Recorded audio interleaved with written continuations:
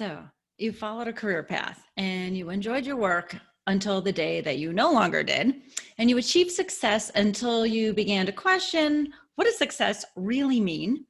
And you feel like it's time for this career change, some kind of a change. You can feel it. You're not ready for the rocking chair. Maybe you're my age and you're like, okay, I'm not ready for the rocking chair.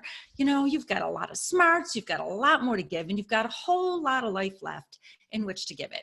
But you are, however, ready for something new, and you would love to know your next right move. As a matter of fact, if you just had the answer, you'd already be on your way to making it happen.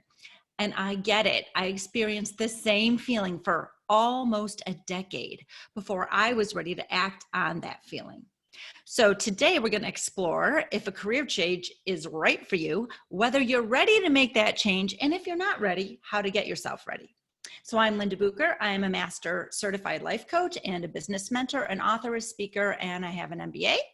And I was ready for a career change, but I didn't know it was going to be a career change. I just knew I was ready for change, probably in my mid-30s. And I had just adopted my second son, and I was feeling this huge unfulfillingness inside of me. And I didn't know what was wrong. I didn't know what had to give. Was it my career? Was it my lifestyle? Was it my, personal situation? I didn't know what it was. And I must have put a really big intention out there to the universe, because I got the answer, except I didn't know I got the answer because I ignored the answer. So if you have put out something to the universe like, oh my God, I need a change, I'm ready for a change, chances are you haven't actually been listening to the answer, because I guarantee you it's coming your way. But let's do this. Let's start, so I can keep this relatively short today. Let's start by defining the concept of a career change. So what does that mean? Well, sometimes it means you just want some new and different responsibilities. It doesn't mean you're necessarily want to leave the company that you're with or leave the work that you're doing. It's just you want something new, something different responsibilities. Or sometimes you might want to embark on a completely new endeavor. Sometimes it's really more about shifting the priority of what you're doing with your time. And sometimes you just need some new scenery. I remember I had a client who came to me because she said, I got to get out of this company. I got to get out of this job. I'm absolutely miserable. I don't want to show up here every day. And what we did is we really got to know her, who she is now today, and dive really, really deep. And she discovered that it was like the Pina Colada song, like, oh, I don't want to work anywhere else. I love my job. I love what I do. Now that I love me and I know me, I show up differently. And all that disrespect I felt I was getting at work, it's all gone. And those guys didn't change. As a matter of fact, she was the only woman in this department. And the guys didn't change, but they treated her differently when she showed up differently. She ended up loving her job, because what really needed to change was the relationship with herself. So anyway, these are this is how we would define a career change. Okay. So it could be any of those. Now let's talk about some clues. Here's some clues that a career change or of some sort, any one of those above, is ready for you, or you're ready for that. So anyway, first was some physical symptoms. So this is what I experienced a lot right before I left the corporate world in my 6-figure, high-paying, soul-sucking job to go back to school to become a life coach. So physical symptoms. So I had my back and neck were so completely rigid and stiff. I didn't have any movement in my head. I couldn't look at this. Ooh, look at that. Ooh, I could only do this. This is as far as I could do them. I would wake up about every 15 minutes because I was in pain. I just couldn't get comfortable no matter what. I had 22 pounds of excess weight on me. My gallbladder was only working at about 24% when I had the test. So no matter what I ate, I was so uncomfortable. So physical symptoms, those were actually clues that I was headed in the absolute wrong direction, total opposite, heading south instead of my true north. So you can think of that like the game of getting warmer or getting colder. When you're getting warmer, your body will tell you. And when you're getting colder, your body will tell you.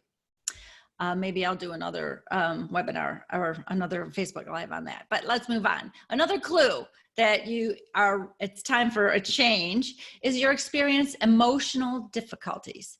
So unhappiness, it bled into my attitude at work and sometimes at home when you're unfulfilled or you're in the wrong place, but you don't really know what to do about it. And maybe you're not confident enough to be able to make a change. We're going to talk about obstacles in about 3 minutes from now.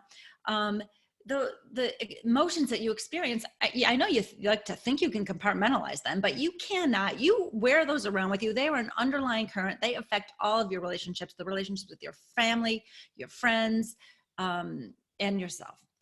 Another clue is you're just so tired of the monotony of doing everything over and over and over and over again. Now, I'm a scanner, so scanners were like anti-monotony people. We have a high proclivity for an interest level and lots of different things and a really low tolerance for boredom. So if it's more than just getting bored at the job, it's almost like poison and toxic to have the monotony for scanners. So anyway, another clue is self-sabotage. Oh yeah, so I was supposed to be at my desk every day at 8 o'clock, but I would show up about 9 or 10 after 9 because I could not get my butt dressed. I could not get out of bed in the morning. There was a part of me that was just like, please, no, don't make me go, don't make me go, don't make me go. Now, of course, I still had to do everything I had to do at work, which means if I was going to go in late, I was going to have to stay late to get it all done. So that ended up interfering with my home life and my work-life balance. Absolutely. Another clue is, so I mentioned earlier, I needed a change of scenery. That might be something that you need. So I tried just taking different routes to work, like let's drive this way, let's drive that way, and so that didn't work for me. But you can think of change of scenery like hockey trades, right? So sometimes there's a player who's really good. He's just not gelling with that team. It's just not working. But just a new change of scenery. He's still playing hockey. He's still the exact same rules, the exact same everything. Just change a jersey, change a location, and all of a sudden that player just blossoms. So sometimes it's just a change of scenery will be enough to just really wake you up and have you enjoy what you're doing once again. And again, another one would be your priorities have changed. So maybe you've always loved doing photography part-time and now you feel pulled to actually flip that so that's your full-time job. And then what you've been doing in your day full-time job is you're flipping that to part-time. So that's something. Or maybe like me, you just need way more meaning in your work and your life. But whatever the case, and with all these clues that I just shared with you, obstacles. I know you've got obstacles. Now, as I shared, the initial obstacles that I encountered were not really the obvious ones. Like you didn't hear me talk about financial risk or fear of failure. The first obstacle actually that I had to overcome was what I call the Great Wall of Resistance. And resistance is almost always built from fear. What kind of fear, you ask? Oh, I'm glad you asked. Fear of succeeding, fear of failing, fear of being exposed, fear of being vulnerable. And in my case, the fear of knowing the answer, because if I knew the answer, then I would have to do something about it. And I was afraid that I wouldn't know what to do or I wouldn't have the guts to do it. So in short, I was running away from myself and my obligation to do my own work and follow my own calling.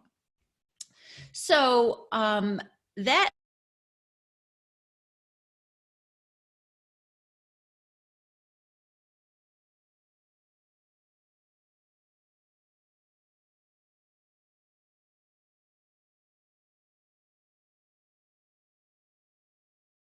some say a pay cut will be required. Some say, well, it's too risky, or it's irresponsible, or what will others think? Or there's no time to look, or especially this one, oh, there's just no opportunities out there.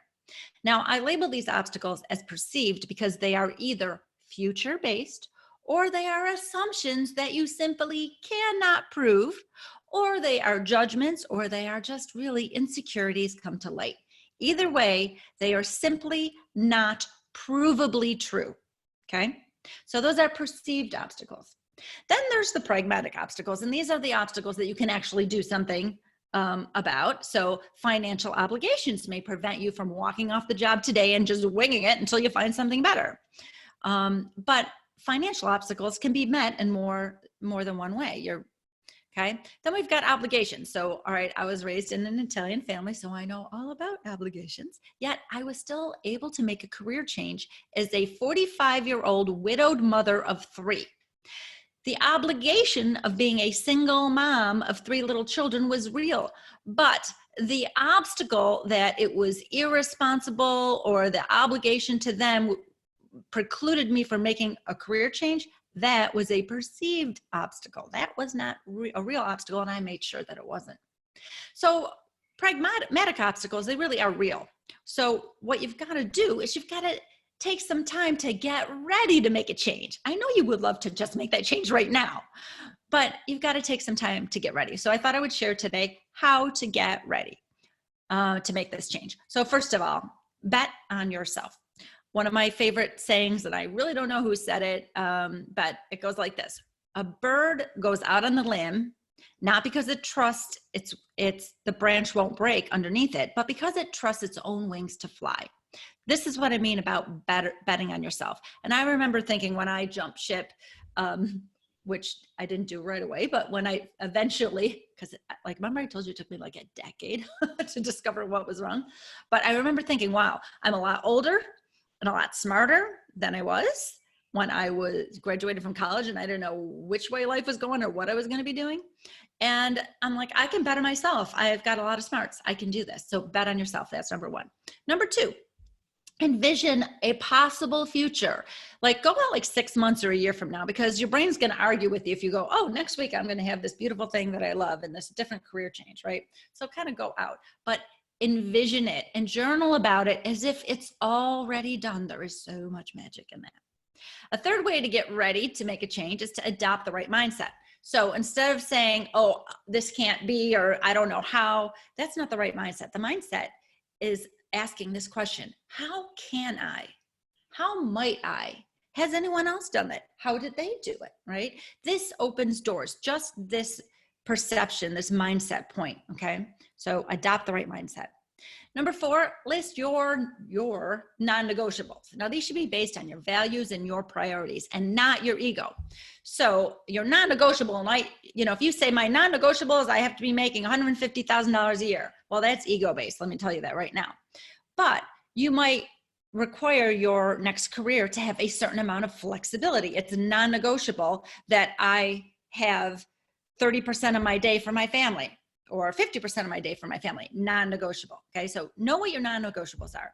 The 5th way to get ready is to make a plan and work it. And what I mean by that is plan your exit strategy so that when the right opportunity arises, you will be ready to actually jump on that. So collect information, do the math, okay? Make a financial plan, make an opportunity plan. Like list your contacts and what industry they're in, what expertise they have, what companies they work for. Make notes about what you might ask them. What do they know? How could they help? This is all about planning. And then plan your team of co-conspirators. This is your support system, your family and your friends. And finally, get creative. This is what you do to plan your exit strategy. And finally, number 6, the 6th, is it my final? I don't know, maybe I have more. Create opportunity. Okay, so this means get in the game and make opportunities. Okay, if opportunity doesn't knock, build a door. Work those contacts. Put the word out of the street, especially with people who are connectors. Oh, look, I have some more notes here. More ways to get ready to make a change. Involve those co-conspirators now. Okay, so now you recognize who they are. Involve them, your family, your friends, your mentor. They are your teammates in this endeavor. Let them help. Okay, I talked a lot today. So in conclusion, a career change may be just what the doctor ordered. Take the time to discover what type of career change is right for you.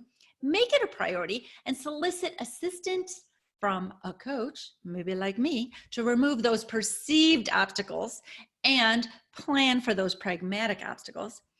Take the time to plan your exit strategy. And I remember a time when I was not willing to look deep inside me for the answers. That's why it took me 9 years.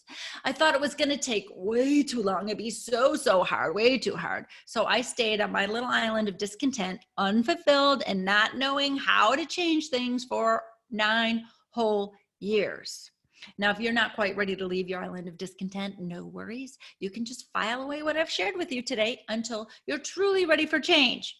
But if you're hungry to connect with your passion and purpose and have a more meaningful life and career, and you want to discover what is my second act, what is my next career, and you'd love some assistance removing the barriers, and if you have a hunch that you might be in your own way, then your next best steps is to reach out to me, because I work with smart, successful, driven people to help them get out of their own way and go big in life and business. And the best way to reach out to me is to go to lindabucher.com, go to the Contact Us page, and send me a little note, and maybe we can set up a little chat.